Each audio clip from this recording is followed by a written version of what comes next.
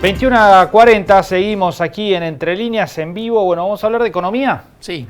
Porque hay mucho tema económico, naturalmente. Bueno, todo lo que hemos venido hablando en el programa, primero la industria, después el campo, en el trasfondo tiene la economía, ¿no? Como gran denominador común.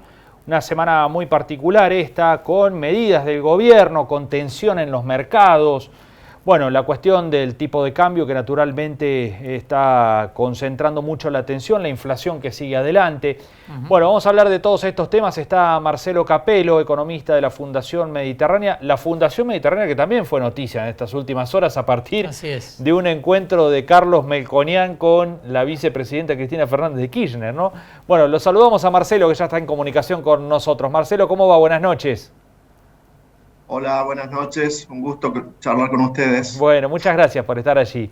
Bueno, Marcelo, ¿cómo estás viendo el momento económico? Naturalmente hay mucha tensión en muchas variables y en muchos sectores. ¿Qué análisis estás haciendo? Por el lado de la actividad, los últimos datos son buenos, porque en abril se conocieron en estas últimas horas la actividad general, o sea, el PIB, Producto Interno Bruto, subió 5,1% contra abril del año pasado. La industria, la construcción, el comercio, todos esos sectores importantes están en números positivos hasta abril. El problema viene más desde el punto de vista financiero, fiscal y de reservas de gobierno, por el hecho de que la misma organización de la economía ha llevado a una escasez de reservas preocupante, y de reservas en el Banco Central, que llevó a tomar las medidas que conocemos esta semana, restringiendo mucho las importaciones. Hoy también se conoció una nueva medida para restringir compra en cuotas, ya no solo para hacer turismo en el exterior, sino también para otro tipo de compras en el exterior, para tratar de cuidar las reservas. De esa manera ha acumulado algunas reservas el Banco Central en estos últimos 4 días, pero claro, prácticamente sin autorizar importaciones. Eso no dura mucho. El país no puede pasar demasiados días prácticamente sin autorizar importaciones. Pero eso es lo que se está haciendo en este momento para tratar de subir un poco las reservas. Marcelo, el presidente dio un diagnóstico que generó mucha polémica, mucha discusión en las últimas horas, que es el problema que tenemos es que estamos creciendo mucho y eso nos provoca inconvenientes, digamos, tenemos un problema de crecimiento en realidad, que eso impacta sobre la cantidad de dólares que se necesitan y sobre la inflación. ¿Cómo ves ese diagnóstico del presidente? No, siempre que la economía de Argentina y cualquier economía se recupera, suben las importaciones. Eso es lo más normal. Históricamente ha sido así. Pero hubo periodos donde la economía se recuperó y no teníamos problemas de reservas en el Banco Central. Acá el inconveniente es que la organización de la macro lleva a que haya pocas reservas, que el gobierno no pueda acumular reservas. Tiene que ver con el cepo, con la gran brecha cambiaria que hay, de manera que para los argentinos se ha convertido en un deporte nacional ver cómo eludir el cepo y cómo sacarles en definitiva dólares al Banco Central. El sesgo antiexportador que tiene la economía argentina, todo eso hace de que el Banco Central no acumule reservas y entonces por poco que se recupere la actividad y suban un poco las importaciones, está ahí al filo de la navaja la economía, porque no hay dólares para pagar. Pero eso es un problema que deviene de la organización de la economía o de este programa económico. No es un problema inevitable. ¿Da la sensación de que logró frenar esta corrida el gobierno o todavía puede haber más, Marcelo?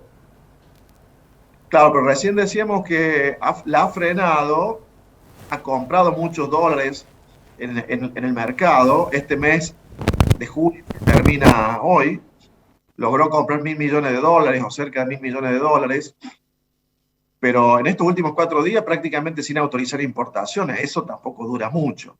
Aquí lo que hay que seguir es cuando se vayan normalizando las importaciones a un nivel, digamos, de lo que se va a autorizar que pueda manejarse con ese nivel a largo plazo, ¿qué pasa si sigue la corrida o no? Por ejemplo, hoy el Banco Central acumuló dólares, pero hubo una negociación récord en el dólar alternativo, en el contado con liquidación. quiere decir que todavía muchos fondos siguieron yendo por allí y subió ese dólar, el contado con liquidación, que está en 255 pesos. El que bajó un poquito fue el blue, que está en torno a 238 pesos. Entonces a esta crisis, si le podemos llamar, hay que seguirla día a día, semana a semana, para ver qué puede llegar a ocurrir. Como en otras crisis argentinas, hay que seguirla día a día. Esto puede, el tema de limitar importaciones, esto que decías de que prácticamente no se han autorizado importaciones en los últimos días, puede llegar a, por un lado, a impactar en la producción y también en presiones renovadas en cuanto a la inflación.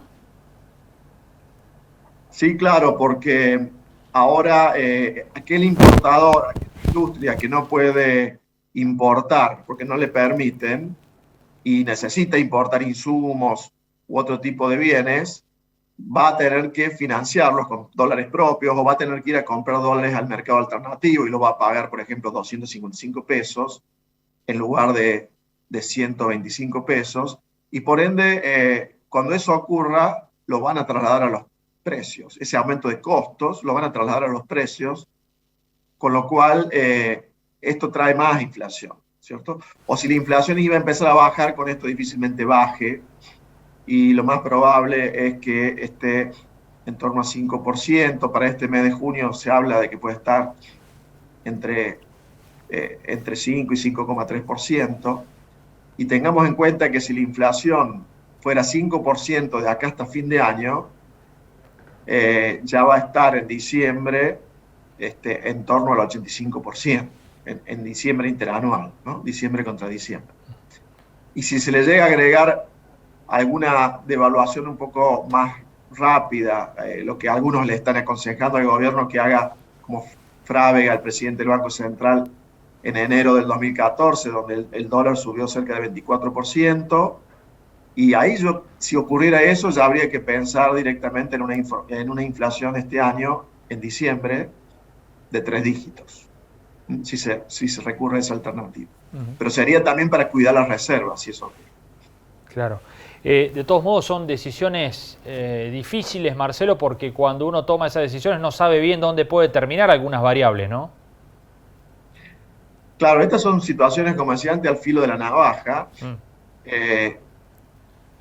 Se te puede volver la economía muy difícil de controlar. Si bien con cepo, a ver, si este fuera un gobierno, desde el comienzo les digo, que gobernaba sin cepo, por el hecho de que genera mucha desconfianza desde el inicio, y hubiese habido corrida hace rato y el dólar hubiese subido, el oficial, muchísimo.